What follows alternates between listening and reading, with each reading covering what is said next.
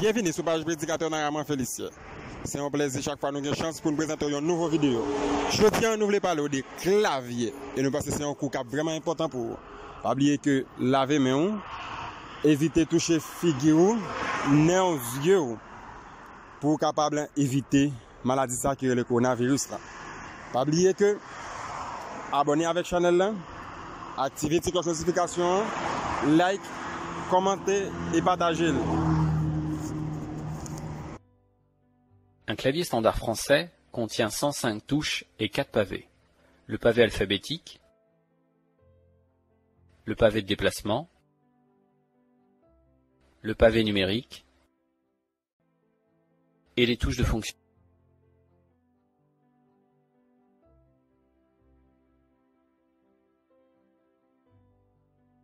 Le pavé alphabétique.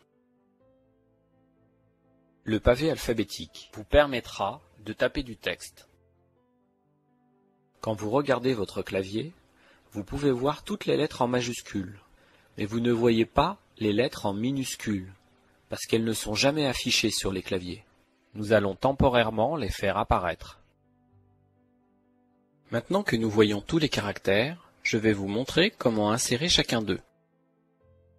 Pour commencer, nous allons regarder une touche. Celle-là par exemple. Remarquez que toutes les touches ont 3 caractères maximum. Il y en a un en haut à gauche, un en bas à gauche, et il y en a un autre en bas à droite. Vous retrouverez cette configuration sur toutes les autres touches. Certaines touches n'ont pas de caractère en bas à droite.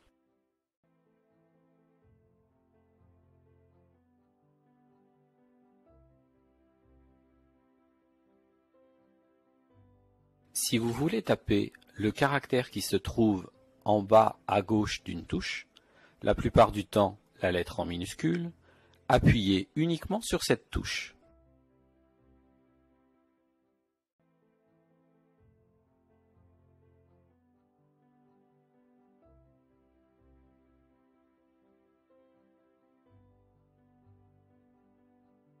Si vous voulez taper le caractère qui se trouve en haut à gauche, veillez à ce que l'une des 2 touches majuscules soit enfoncée lorsque vous appuyez un coup bref sur la touche que vous voulez taper.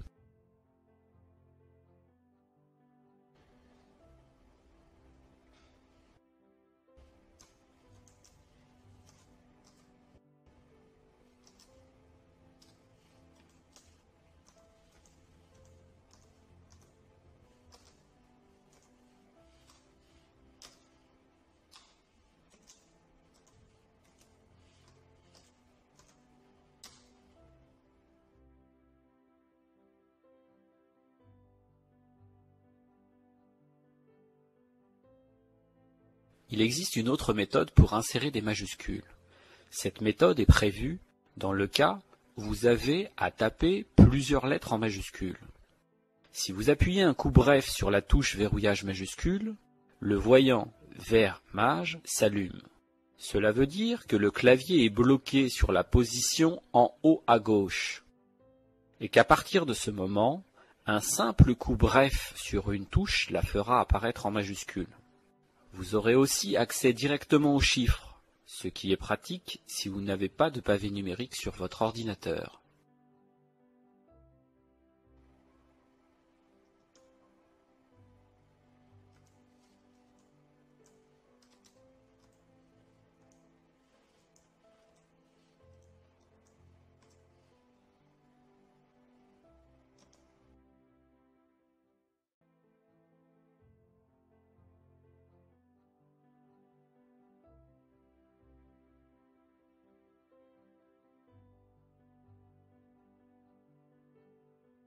Si vous voulez taper le caractère qui se trouve en bas à droite, veillez à ce que la touche Alt-GR soit enfoncée lorsque vous appuierez un coup bref sur la touche que vous voulez taper.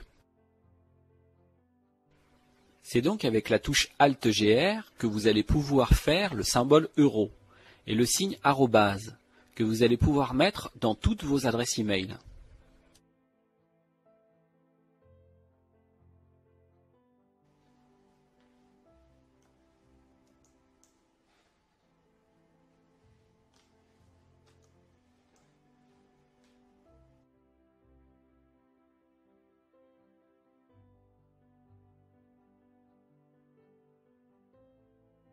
Le pavé numérique.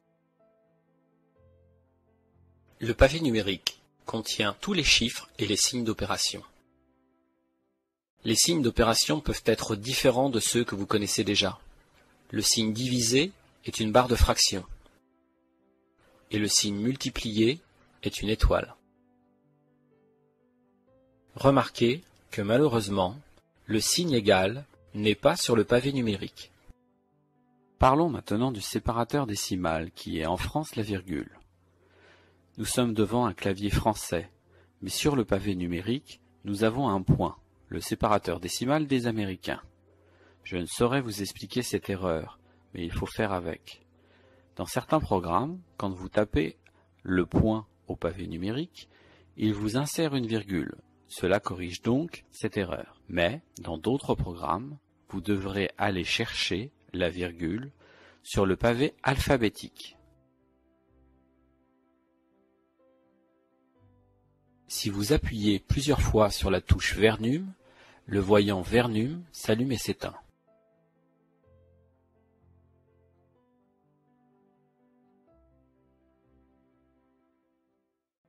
Quand le voyant verrouillage numérique est allumé, les caractères en haut des touches sont actifs.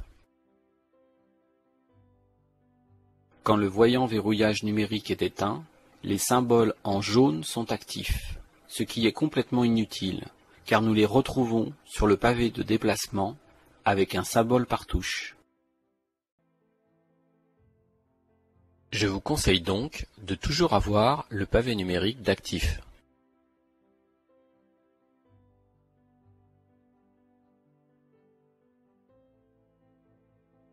Le pavé de déplacement.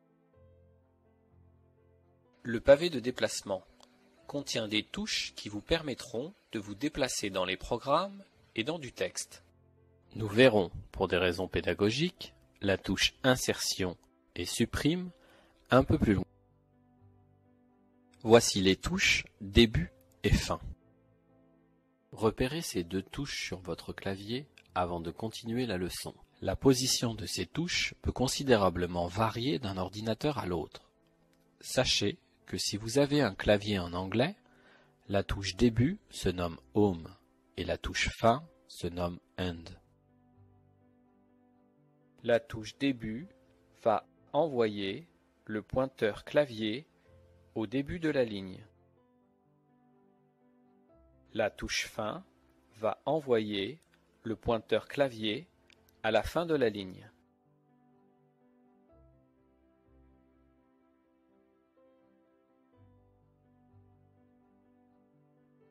Voici la touche page précédente et la touche page suivante.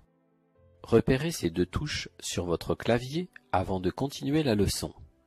Sachez que si vous avez un clavier en anglais, la touche page suivante se nomme Page Down et la touche page précédente se nomme Page Up. Les touches page suivante et page précédente devraient plutôt s'appeler écran suivant et écran précédent, puisque ces touches vous permettent de voir le texte de l'écran qui suit ou de l'écran qui précède. Attention de ne pas confondre une page de papier et un écran, puisqu'une page de papier contient une cinquantaine de lignes, alors qu'un écran affiche en moyenne une vingtaine de lignes. Il faut donc plusieurs écrans pour parcourir une page de papier avec la touche page suivante. Et vous pourrez remonter dans votre texte avec la touche page précédente.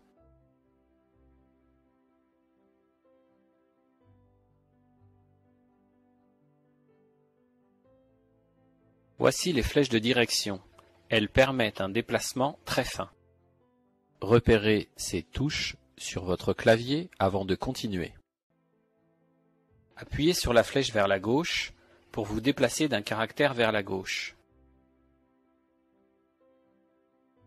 Appuyez sur la flèche vers la droite pour vous déplacer d'un caractère vers la droite.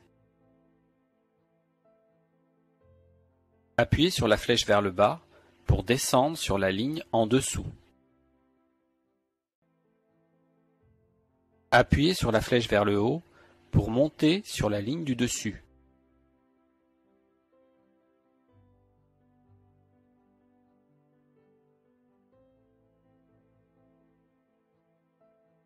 Les touches de fonction.